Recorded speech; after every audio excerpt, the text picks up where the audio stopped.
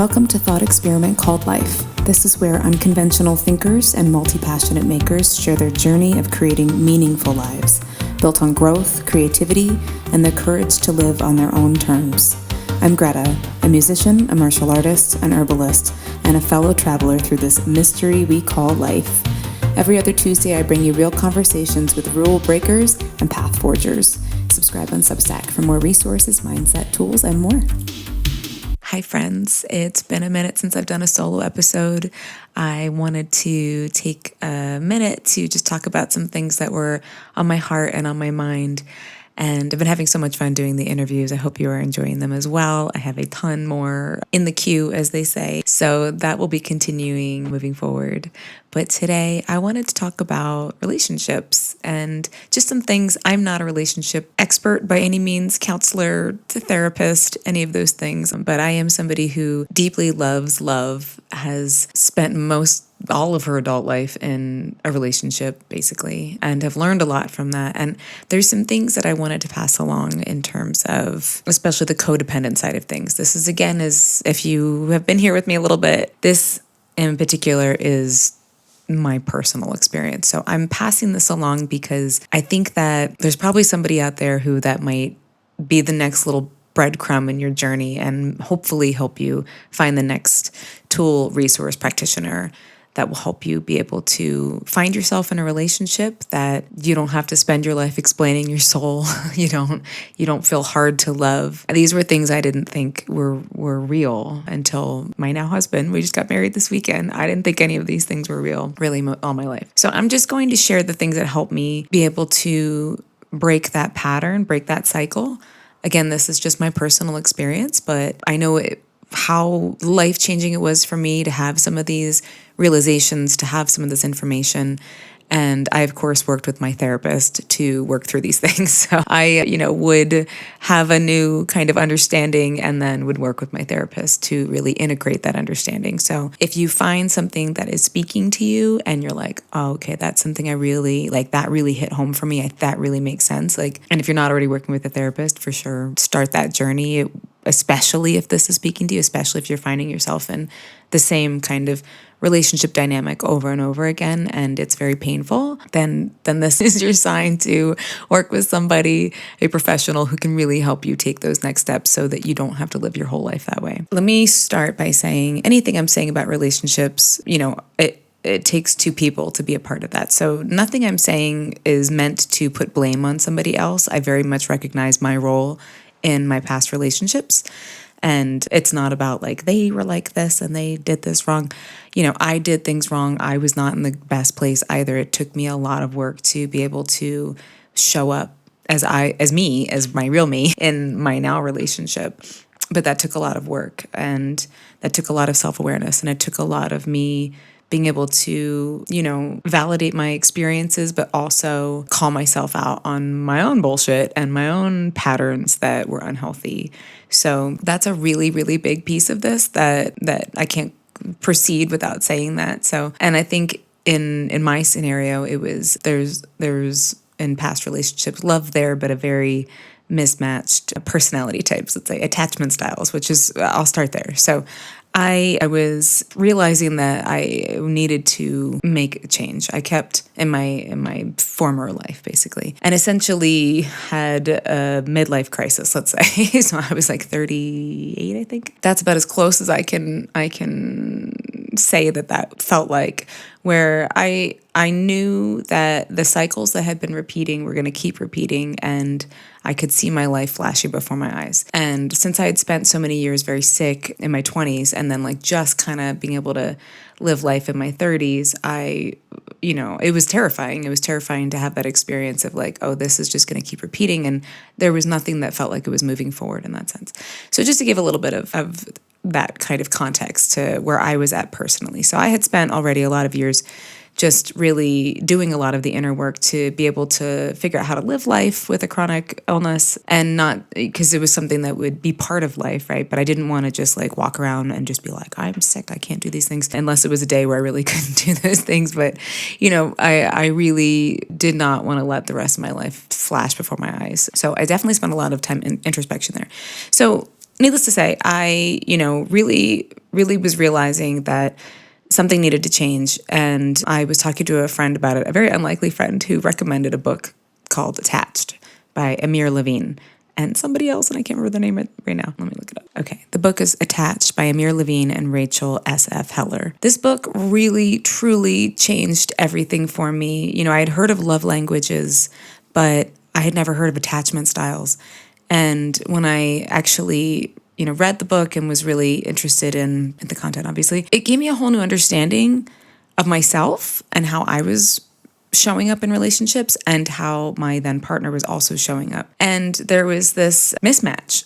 It wasn't even personal. I didn't even take it personally at that point. I was just like, oh, this is just not, it's like oil and water, to be very trite about it. But it was something that was incredibly eye-opening because we had already really, really tried really hard to just handle all of the things that were happening, and it just kept not working. So when I learned about attachment styles, that really taught me both about how I show up in my own attachment styles, which was an anxious avoidant, basically, and I'll break down I'll tell you about the attachment styles. But then I learned that there was something called a securely attached person, and I didn't even know that was real. I didn't know that was a real thing. When I learned about a securely attached person, that really blew my mind. I just didn't know that was real. I pretty much always equated that relationships took a lot of hard work, and which, of course they do, but it was hard work in a way to like make it through all of the really tough, incompatible, painful times, to love each other, even though y'all are hurting each other left and right. So right, Maine? Being joined by our mascot, of course, Maynard, who was trying to rascal and take all of my beverages. Get on my water. Water donated. Okay. So, relationships do take hard work. And of course, I think this book is helpful regardless if you're, looking for a new relationship or you're already in a relationship. I think that the way that they break things down and talk about the attachment styles and kind of how to work best with each other if you have, different attachment styles that aren't quite as compatible. So I wanted to pass this along because basically every time somebody tells me that they are going through the same patterns and just feel like, it's always going to be this way, that's exactly how I felt. I just continued, if it was a red flag, I loved it. It's like, red flag, wonderful. Nothing, all of my love for self-defense and all of that just did not apply to that. Apparently, I was emotionally not protecting myself in that way. And again, being recommended this book, Attached, truly changed things for me. So I'm just going to share a little bit about the attachment styles. Again, I'm not an expert on these things, but I just want to share the kind of highlights, the cliff notes, if you will, in case you're like, this sounds interesting, but I don't really know if this is applying to me yet. And so you have a little bit more context. Maine, you can get under there. You can do it. Remember your boy. Okay, so securely attached person. Again, this was like a revelation to me. Characteristics: they're comfortable with intimacy, they're comfortable with independence. They communicate needs clearly and effectively, and they trust their partner, and they have healthy bonds. This is super bullet points, but you're like, okay. Strengths in relationships: they can manage conflicts constructively, provide consistent emotional support, and they encourage growth for both partners. So just, a well-rounded, emotionally balanced person. And they work well with any attachment style, but especially obviously if somebody else is also securely attached, then, there you go. But they're also really good with, if you are, as I'll get into the anxious attachment or avoidant attachment, if you happen to be one of those people, securely attached people are really compatible with the anxious attachment style and the avoidant attachment style because they're just pretty chill and they're down to help people grow and they're okay with reassurance, at least is what I've discovered in my own personal experience. As my now hubby, he's, like I said, the first securely attached person. And the reason that this really blew my mind is because when we started dating, I basically assumed that the same pattern would start at some point, and instead I referred to this book and realized that, oh, he's a securely attached person, that it might not go the same way. It might go totally differently. And how exciting is that? So I will try to see how it goes and try not to mess it up with my own attachment style. And it went great. So the anxious attachment characteristics are craves closeness and reassurance, worries about partners' commitments or feelings, highly attuned to signs of rejection. Behavior in relationships may seek constant communication and validation, can become clingy or overinvested. Guilty of doing all those things. Compatibility best with secure partners who provide steady reassurance.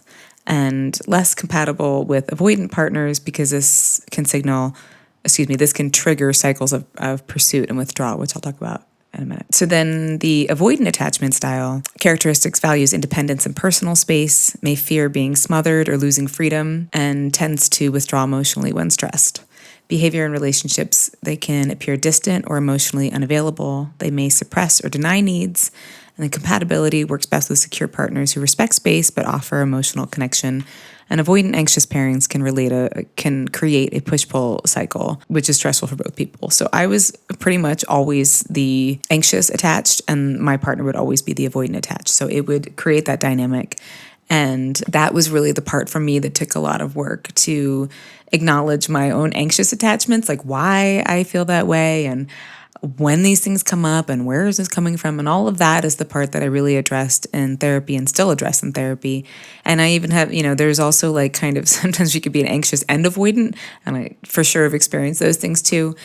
For me, being able to identify why I felt that way so strongly and help me create more trust within myself to navigate those situations so that when I felt rejected or I felt neglected, I have a much better perspective on it. I have a much better way of being able to really suss out what is true and what is not true in that scenario and have better emotional regulation about it. So obviously some of these things come with time and age and all of that, but regardless of the path that my life took with it, if you're resonating with these things, I would definitely check out the book. I would definitely delve deeper into what's coming up for you when you're listening to this with your therapist and then with your journal and with your reflections and your nature walks and all of those things to really help take the next steps in your growth. It's really an invitation for growth, as if you know me here already, I pretty much look at everything like that. But it really is an invitation for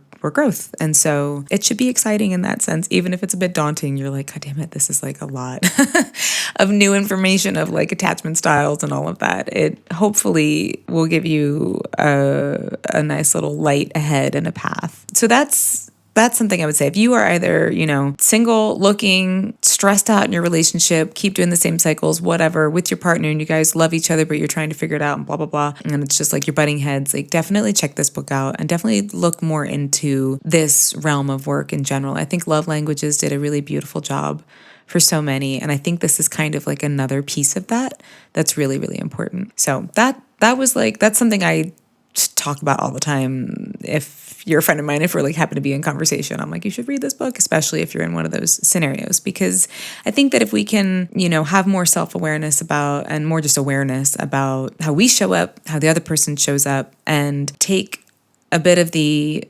emotional response out of it to really just logically look at it for a minute, ingredients of compatibility styles, just know what you're getting into, right? Know what you're getting into and have tools and resources to be able to navigate if you guys have a little bit of friction with your compatibility styles, because people do grow, people do change, people do embrace other ways of thinking. And I really didn't really believe that until I was able to break the relationship cycle in my own life. It was just on repeat. So, and a lot of that is really because I took a risk and said, I will try to change this pattern. So this is meant to be an episode to give some hope for anybody who might be going through these things. So the other thing, this happened probably before. Yeah, this was this question for me really, I think, was a catalyst that preceded all of this. I was becoming more aware in my life of the codependent nature that I had, right? That I grew up with. And that's just kind of how I rolled. I didn't know it. And I know that word's been thrown around a ton. You could just say people pleasing, people managing. I just never wanted to make anyone upset. I still don't like doing it. It's still something I work a lot with my therapist on. And, just you're with the whole anxious attachment, right? My husband jokes that I have facial recognition software where I can tell the slightest change in somebody's face, because that's how I manage things. If people didn't say things, I would just watch their face and try to read what was going on, not even consciously, very subconsciously in so many ways, but just to try to manage the situation. And I'm sure there's plenty of people listening who are like, yes, that's exactly how I feel about things. Like, you can just detect a change. And let me just give you one thing that helped me a lot first with that. It's sort of an aside from the general topic, but something that I started doing when I felt like I was like reading into people's facial expressions too much, or like thinking that it was, I had done something. And I think that if you don't deal with this, if you don't experience this, I think from an outside perspective, it probably sounds like, well, it's not about you, and that's great. It's not usually. It's almost never about what we've done. But there's something that happened a bunch of times in our formative years that led us to believe that somehow we've caused this issue. And so if you deal with this, it feels like, you are very cognizant of what's going on with everybody in the room, so that the peace is kept, everyone's happy, and things don't escalate or turn weird or whatever the case may be, right? So that's just like, if you're not somebody who is experienced codependency or people pleasing, it's not like the person is like, oh my God, it's all about me. It's just that it's just something that we've kind of learned how to do for our emotional safety, let's say. So something that I started doing, I don't know how, I think it occurred to me somewhere in high school or college or whatever. And again, I always like to make myself find things funny to help myself remember it. So I was like, maybe they are like holding a fart in. If somebody had like a weird face, maybe they were just really uncomfortable, like they were holding a fart in, or their stomach hurt, or the fart thing always made me laugh because, it's farts. But that was something that I would practice and do practice sometimes, if like, I'm not really sure, did I say or do something? Because I know my facial expressions don't sometimes correspond with what I'm saying. So I'm, wondering if I did something, I'm like, probably not. They might just like have to fart. And that really helped a lot. So if you just need something to like kind of make you laugh and find some levity, like that is, please feel free to use that and pass that along. It's been very helpful as I've learned how to not pay attention to those things quite as much. So, that was something that obviously was on my mind.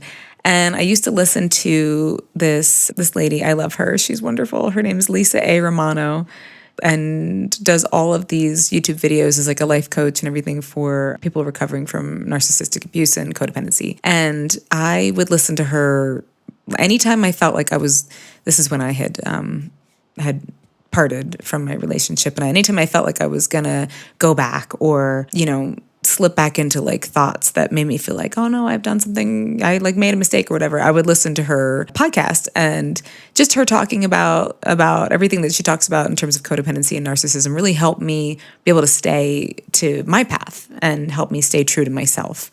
And, that was what worked well for me at that time. There's so many coaches and teachers out there. And I would say, again, if you're going through something like this, find something that you can put on that will help you stay grounded. If you are leaving a toxic situation and are like knowing that, when a certain song comes on or a certain season rolls in or a certain whatever, it makes you want to like go back to that person or go back to that thing or blah, blah, blah, blah. Put something on that helps you remember and stay on your path. For me, at that time, it was her channel. And I really, really am so grateful for everything that she said and says and does, because it really helped me learn how to see things differently and see myself differently. But there was one thing in particular that she said, and really you can find like teachers everywhere. This is why I do this podcast, because I want to tell you about all the different ones that I've had, because they helped me so much. There was one thing that she said, let me see, and I've tried to find the episode. I can't find it, but it stuck with me this much. But she kind of alludes to it in a bunch of different episodes. But essentially, she was saying, people with codependent behaviors are generally asking, how does everyone else feel in the room? Whatever's happening, how does that make them feel? Because we're managing things. We're like trying to like make sure everything's, happy and peaceful. And she, said probably you weren't really asked much in your life, how does this make you feel? You probably don't ask yourself, how does this make me feel? Like, how do I feel about X, Y, or Z? We're gonna I'm the baby of the family. So, and it's no shade on my family. I love my family so much, but being the baby, usually everyone else made decisions and said, we're doing this thing. On my birthday, I usually get asked, what do you want to do specifically? And that was kind of like what helped me remember. Like, I was like, oh, generally speaking, I would just kind of like be there for the next thing, And again, that's just the nature of being the youngest, I think. And or to some extent. But when you really think about if plans are being made, if somebody says something that makes you uncomfortable, if there's a situation that you either like or don't like, how does it make you feel? So I guess my invitation would just be to start practicing that. And again, if you already are like fine with that, you're going to be like, yeah, whatever. I always do what makes me, you know what I mean? Like I'm pretty good about making sure I do what makes me feel good. It's not about like, how does this make me feel? It's about me, me, me, me. People who have a hard time with this question generally aren't thinking about themselves in that way. They are thinking about taking care of themselves by making sure everyone else is in a good spot so that they feel safe. And when you start asking yourself, how does that make me feel? For sure, it can feel, for me, it felt very scary, because then I might have to like say how this makes me feel. And that's scary to me, because then now I have to like own that kind of thing. So just to give you an idea of how that might feel at first, but then I'm like, wait, how does that make me feel? And then it gave me the feeling of being real, being valued, feeling worthy enough to say, I like this or I don't like that. And it's for sure extremely vulnerable to share these things and to say this to whoever is listening. Like that, I've had to do that much work with that, but I just know that there's so many of us who go through that. And I'm just going to say it because it is so helpful. If you're going through that and you don't want to get on a podcast and talk about it. I mean, I'm sharing this a little bit reluctantly. How does it make me feel to share this? It makes me feel very vulnerable. It makes me feel a little embarrassed, and also hopeful that it reaches somebody who really needs to, embrace this in their own life. So that's ultimately why I'm doing it. But yeah, just practicing, whether you're making plans, if somebody says something a certain way or looks a certain way, you don't have to necessarily say or do anything about it, but just start clocking, like, how does it make me feel? How does it make me feel? How does it make me feel? If this person's like rude to me at the checkout, whatever, how does it make me feel? You don't need to say anything about it. You just know how it makes you feel. Or you can be like, hey, not cool. However you want to deal with that. But, being able to check in with yourself more or as frequently as you check in with managing the feelings of everyone around you. Just a real quick, another one that goes with that was another one of my little anchors, I think even years before that. And I've probably talked about this on here before, but I had a friend who I would tell her about what was going on in my life, and she would say, not my circus, not my monkeys. Like, that was her phrase for me. So that was another good way to say, like, I have my own circus, I have my own monkeys. What is happening with everybody else and their drama and how they're trying to rope me in, that is not my circus. Those are not my monkeys. I do not need to be involved. And I think something that I really would tell myself, younger me, is that you are actually, generally speaking, doing more of a service to the people around you and the people that you care about when you don't try to manage their own circus and their monkeys. Like, you trying to help people in that way. Like, I love to help people, of course, but like, you trying to help in that way sometimes is taking away their opportunity to help themselves. And of course, we can parse that out in 8,000 different ways and say, well, that's not true here, it's not true there. But it's very true in a lot of senses, where you can, as my therapist always says, care for someone, but not take care of them. So this is just like a lot of, hi, this is what I learned in therapy. That's the name of this episode. So yeah, and in particular is so valuable for being able to show up as a better me in relationships, so that I'm not, needy and clingy and needing reassurance beyond what's reasonable. When I was in that state of just like needing reassurance, it was like there was a well that could not be filled, right? So now, with my husband, like, he knows that, like, I probably need extra hugs. I probably need extra, like, come here, I love you. But I trust his love and his hugs and his reassurance, where it's like, thank you, received, deep breath, and carry on with life. And that, to me, as somebody who's experienced the opposite of that for most of my life, I can tell you that feels like the way love should be. That feels like how we should treat each other. And it does exist. I'm just going to say it does exist. So last thing that really kind of blew my mind in this, and it goes with specifically the anxious and the avoidant attachment styles, right? So, and it's just like the anxious attachment styles, again, I don't have a degree in this, right? This is just what I've gleaned from here. And then I'm passing it along to you to learn more and to work with, either professionals or read more books about these things. But the, anxious attachment style and the avoidant attachment style both had their own things happening that helped create their way of showing up for each other, right? So if you have somebody who withdraws a ton, that's it's not that they're bad, that's how they've learned how to cope with things in their life. And so that was always the cycle with me. It was the anxious and avoidant. I would find somebody who's avoidant and I was anxious. So in that dynamic, I remember talking to my therapist about this, and she basically said, because I would be like, there's great times, right? It's so wonderful when it's great. And then it's just like a desert of no emotions, of neglect, basically, for a long time. And I would describe the cycle, and she said it's kind of like a lottery system. So the clinical name is intermittent reinforcement. And that is really how they create lotteries, right, for us to spend money. It's this you never know when you're gonna win.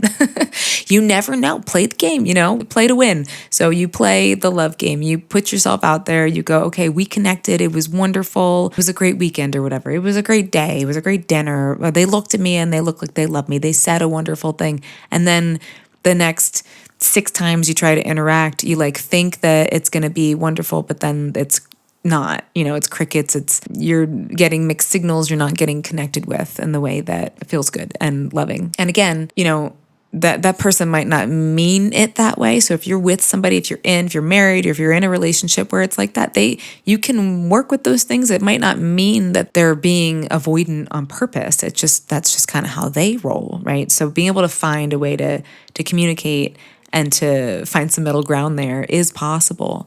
Understanding that helped me not get so attached to the good times where I would just stay, because I stayed for longer than most people would stay. And understanding that this was just really a cycle that really was hurting me and was not something that was getting better.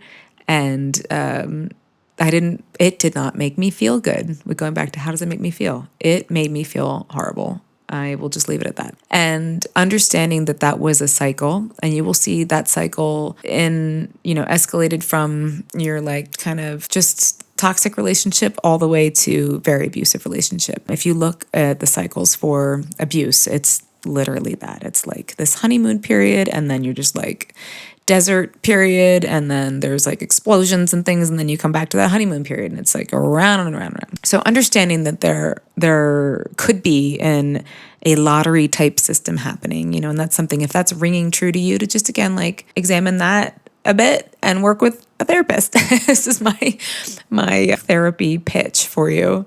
So so these were things I really wanted to pass along, specifically when it comes to relationships. Like I said, I'm not licensed in any of these areas. I just have a ton of life experience. And I really, in every relationship, really tried to learn as much as I could about communication styles, about how we relate as humans. I love love, and I really want to see everybody find their person who helps them be able to be their best self, be able to be your teammate. I think that at least in our relationship, it's been really about supporting each other as teammates.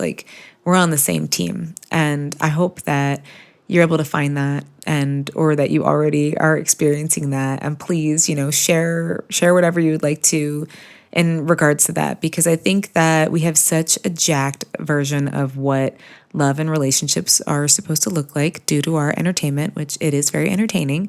It is just not good. It's not a good model for us to see. I mean, if you're in my age group and you grew up with things like any of the romantic comedies, My Best Friend's Wedding, and that whole era, you're like, what is going on here? Just my sister and I talk about it, I think, in our episode. There's so many unhealthy models that have been shown to us. And so it's really important for us to tell each other, hey, love does exist. It is real. Healthy love is real. And you can be part of a team with your babe and your love. And I just want you to have hope. If you have not had hope, I want you to know that that's real. I did not. I really didn't. When I left my last relationship, I really gave up. I did. I was done. And somewhere along the line, I think of reading these things and doing that inner work, there was just a tiny little piece of my heart that was willing to try again. And my life has felt like it's begun, since I did that for so many reasons, not just, but, just so many reasons. So this is my little love note to you. I hope that you found some things in here that are helpful and resourceful. And I'll probably talk about this more. I would love to bring a relationship coach on or therapist on. So if you have somebody in mind that you think I should talk to, please let me know. I would love to talk to them.